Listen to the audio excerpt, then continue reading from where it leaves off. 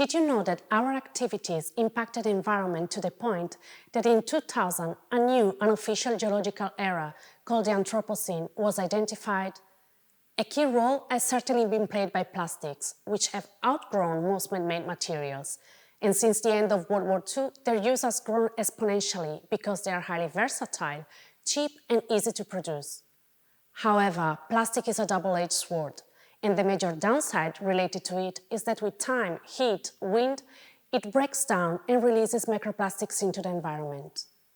In the last decades, microplastics have been considered a global concern after being detected in every corner of the globe, in glaciers, in Alaska, indoor air from our houses, offices, libraries, and outdoor air in urban and rural areas, from Beijing to Paris, from Alghero to Barcelona, not to mention bottled and tap water, beer, soft drinks, as well as food, including salt, honey, mussels, oysters, and fish.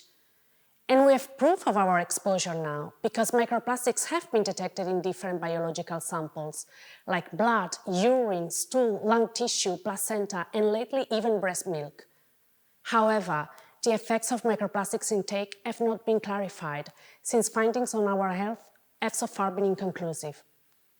But why is it so challenging to give an answer? Microplastics are a new and unique field of research, and they have proven difficult to pin down, not to mention the challenges in analyzing them with the most common analytical techniques. So the first issue we face to give an answer to the effects of microplastics on our health is to estimate the amount of microplastics we are surrounded by, which is needed to calculate the amount of microplastics we inhale and ingest on a daily basis.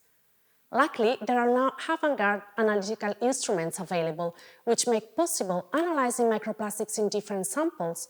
So within this project, I am developing novel methods to quantify microplastics in air, water, and food, needed to estimate our total daily intake of microplastics.